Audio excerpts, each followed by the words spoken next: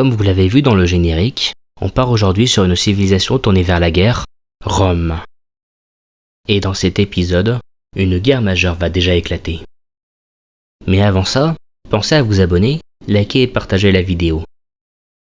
Comme dans les saisons précédentes, tout commence en moins 4000 avant Jésus-Christ.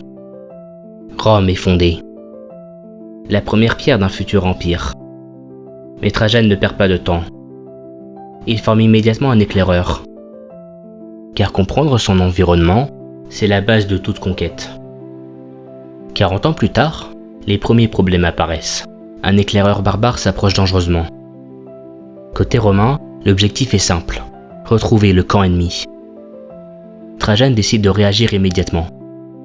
Le guerrier romain attaque l'éclaireur barbare. Un message clair est envoyé. Rome ne se laisse pas approcher. L'éclaireur ennemi prend la fuite. La démonstration de force des Romains a fonctionné. Cette fois, les Romains localisent le camp barbare. La mission est désormais évidente, le raser pour sécuriser Rome. En parallèle, une découverte importante change la donne. La cité-État de Caguana est visible. Trajane en profite pour nommer Pingala gouverneur de Rome. Résultat, la science et la culture progressent rapidement. Beaucoup de choses se passent dans cette période. Pour commencer, le code juridique est découvert, ce qui permet d'avancer sur l'arbre des dogmes. Sur le plan militaire, Rome forme à fondeur. Une unité à distance serait un excellent soutien. Suivant ses conseillers, Trajane veut rechercher l'artisanat. Il espère que ce dogme sera la clé de voûte de sa puissance. Finalement, Rome adopte la discipline et le culte impérial. L'éclaireur gagnera ainsi en puissance plus rapidement. Un nouvel éclaireur barbare apparaît près de Rome. Et cette fois, Trajane est prêt. Hors de question de laisser la menace s'installer. Sur le plan scientifique, Trajane recherche l'élevage. Cette technologie permettrait de débloquer la première ressource stratégique, les chevaux.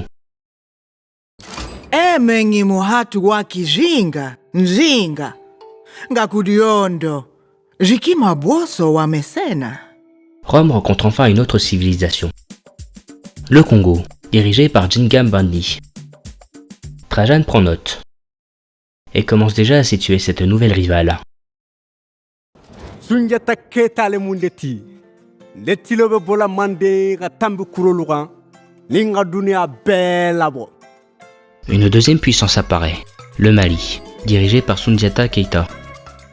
Mais cette fois, Trajane choisit d'ignorer. Sa priorité est ailleurs. La culture romaine progresse, l'artisanat est découvert. De nouvelles doctrines sont désormais disponibles. Et justement, l'agogie remplace la discipline. Les unités militaires seront produites plus vite. Le Congo envoie une délégation. Trajane accepte, mais ne rend pas l'appareil. Rome prend, mais ne donne rien. Le camp barbare se renforce. Un guerrier ennemi rejoint la zone. Mais côté romain, les renforts arrivent aussi. Les recherches sur l'élevage aboutissent. Les chevaux apparaissent sur le territoire. Un avantage stratégique important pour la suite. Après plusieurs affrontements, le camp barbare est détruit. Résultat, un boost sur la tradition militaire. Rome est sécurisée pour le moment. Trajane renforce ses troupes. Un deuxième guerrier rejoint l'armée. La force militaire indigo commence à prendre forme. Le frondeur élimine une unité barbare. Résultat, un boost de recherche sur le tir à l'arc arrive. Les unités à distance vont bientôt évoluer. Dans le même temps, Rome exploite le mercure. Une première ressource de luxe et un progrès technologique supplémentaire. Enfin, Trajane prépare l'expansion. Un deuxième colon est en cours de formation. Rome ne veut plus survivre. Elle veut s'étendre. Rome continue de progresser culturellement. Le commerce extérieur est découvert. De nouvelles options diplomatiques apparaissent. Mais Trajane reste concentré sur son objectif. Il oriente ses recherches vers la tradition militaire. L'armée romaine doit encore devenir plus forte. Rome franchit un cap stratégique. La tradition militaire est adoptée. Les troupes romaines gagnent en efficacité, notamment dans leur capacité à manœuvrer et encercler leur ennemi. Le Mali tente une approche diplomatique en envoyant une délégation. Trajan accepte l'or, sans intention de rendre l'appareil. Dans le même temps, un guerrier barbare attaque l'éclaireur romain. Mais l'unité tient bon. L'attaque barbare se retourne contre son auteur. L'éclaireur romain en ressort plus expérimenté et gagne en mobilité. Une erreur stratégique du camp ennemi. Le temps monte avec le Congo. Ginga ordonne à Rome de rester à distance, un ordre que Trajan ignore totalement. Pire encore, une ville congolaise, Ndanza Congo, est fondée au sud de Rome. Une cible évidente pour une future conquête. Pendant ce temps, le guerrier barbare qui harcelait l'éclair violet est finalement éliminé. Après plusieurs victoires contre les barbares, Rome obtient un boost de recherche sur le travail du bronze. Le fer devient un objectif proche. Pour préparer la suite, un nouveau frondeur se forme. Trajan anticipe déjà le conflit avec le Congo et lance la recherche de tir à l'arc pour renforcer ses unités à distance. Le Congo cherche à savoir si Rome prépare une attaque. Trajan reste prudent. Son armée n'est pas encore prête. Mais la conquête n'est qu'une question de temps. Un nouvel élément perturbe la situation. Un camp barbare est découvert. Dans le même temps, le colon romain entre en contact avec Jérusalem. Avec 3 cités étaient découvertes, Rome obtient un boost de recherche vers la philosophie politique. Une évolution majeure approche. Rome continue de se militariser. Un nouveau frondeur est en cours de formation. L'armée se structure progressivement autour d'unités à distance.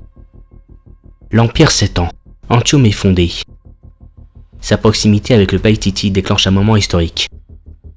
Rome ne construit pas seulement des villes. Elle s'impose déjà comme une puissance majeure. Un nouveau dogme est découvert. Le Premier Empire. Les frontières romaines se verrouillent, empêchant toute intrusion ennemie. À Antium, Victor est nommé gouverneur, renforçant immédiatement la défense de la ville. Ginga propose un accord de libre passage contre de l'or. Trajan refuse. Il ne compte pas faciliter les mouvements du futur ennemi. Rome renforce encore ses forces terrestres avec la formation d'un nouveau guerrier. L'armée continue de grossir en prévision des conflits à venir. Un coup de chance stratégique arrive. Un frondeur découvre un village tribal. Résultat, un bâtisseur gratuit rejoint l'Empire. Antium va pouvoir se développer plus rapidement. Le tir à l'arc est découvert. Les frondeurs sont immédiatement améliorés en archers, offrant un avantage décisif à distance. Dans la foulée, Trajan lance la recherche du travail du bronze pour révéler le fer le plus vite possible. Antium commence à se structurer. Une carrière de pierre est mise en place, accélérant la recherche sur la maçonnerie. Les premiers remparts deviennent envisageables. Dans le même temps, Amani est envoyé à Caguana. Son objectif est clair, prendre le contrôle de la cité-État pour sécuriser un soutien militaire potentiel. Le Congo provoquera en affirmant avoir davantage exploré le monde. Mais Trajan ignore cette arrogance. Il a déjà un objectif bien plus ambitieux, annexer l'empire de Ginga. Le dernier frondeur est amélioré en archer, déclenchant un boost sur la mécanique. Rome entre dans une nouvelle phase militaire. Estimant son armée encore insuffisante, Trajan lance immédiatement la formation d'un nouvel archer. Le combat à distance devient la priorité. Le Mali félicite la puissance militaire romaine. Rome commence à inspirer l'OSP et la crainte. Trajan décide donc de ne pas ouvrir un second front, pour l'instant. Le Congo continue son expansion et fonde Kinshasa. Une nouvelle cible apparaît sur la carte, et elle est déjà condamnée. Amani s'installe officiellement à Caguana. Résultat, un moment historique est déclenché. Rome sécurise un allié stratégique. En cas de guerre prolongée, ses renforts pourraient faire la différence. Un tournant politique majeur est atteint. La philosophie politique est découverte. Un nouveau gouvernement devient accessible. Trajan fait un choc clair, l'oligarchie. Les unités militaires gagnent en puissance. Rome devient une machine de guerre structurée. Dans la foulée, de nouvelles doctrines sont mises en place. Conscription pour réduire les coûts, et stratège pour inciter les généraux à venir à Rome. L'armée violette devient à la fois plus forte et plus efficace. Pweza mutakula tubia mujiji jenu, ni mupantela meno. Mais soudain, le conflit éclate. Le Congo déclare la guerre. Sauf que cette fois, Rome était prête. Le travail du bronze est enfin maîtrisé. Rome peut désormais améliorer les exploitations sur son territoire et préparer ses futures infrastructures militaires. À l'est, un événement clé se produit. Un guerrier romain rase le dernier camp barbare découvert. Ce qui provoque un double effet immédiat, un moment historique et surtout la garantie d'un âge d'or pour l'ère classique. Rome entre dans une phase de domination totale. Sur le front, les troupes romaines passent à l'offensive. Les unités du Congo sont attaquées sans relâche. Le but est simple, anéantir l'armée verte pour ouvrir la route vers les villes congolaises. Dans cette logique, Trajan lance la recherche de la roue. De nouvelles unités, plus puissantes, pourront bientôt apparaître. La guerre ne fait que commencer. እኔ የይሁዳ አንበሳ ቤቴና ሐረገ ትውልዴ ሰለሞናዊ የኢትዮጵያ ንጉሠ ነገሥት ምኒልክ ነኝ። ሰላም። Une nouvelle civilisation entre en scène, l'Éthiopie. Trajan localise leur capitale au sud. Mais pour l'instant, aucun détour n'est possible. La priorité reste évidente, annexer le Congo. Spotkanie przez Boga błogosławione, pewnam tego. Jam Jadwiga, król Polski. L'exploration continue. Cette fois, c'est la Pologne qui est découverte au sud-ouest. Un nouveau royaume que Trajan choisit volontairement d'ignorer. Rome est déjà engagée dans une guerre décisive. La Pologne envoie de l'or à Rome. Un soutien discret, mais toujours utile en plein conflit. Une énorme avancée stratégique se produit. Antium exploite une mine de fer. Ce qui a une double conséquence immédiate. Un boost de recherche sur le travail du fer et un accès à une ressource clé pour améliorer l'armée violette. Rome prépare déjà la prochaine étape de sa puissance militaire. Sur le front, tout bascule. Les dernières unités congolaises sont éliminées. Plus rien ne protège désormais Mbanza Congo. L'armée romaine passe à l'offensive. La première ville verte est directement menacée. Une nouvelle avancée scientifique arrive. La roue est découverte. Rome élargit ses options militaires. De nouvelles unités deviennent accessibles. Mais surtout, sur le terrain, un bâtisseur congolais est capturé. Mbanza Congo est placé en état de siège. La ville est isolée, affaiblie, sa chute n'est plus qu'une question de temps. Pendant que la guerre continue, Trajan sécurise ses arrières. Il se rapproche du Mali, puis de la Pologne. Deux amitiés de circonstance.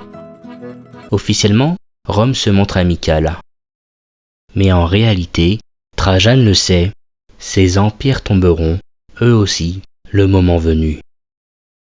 Pour renforcer son armée, Rome forme un lancier.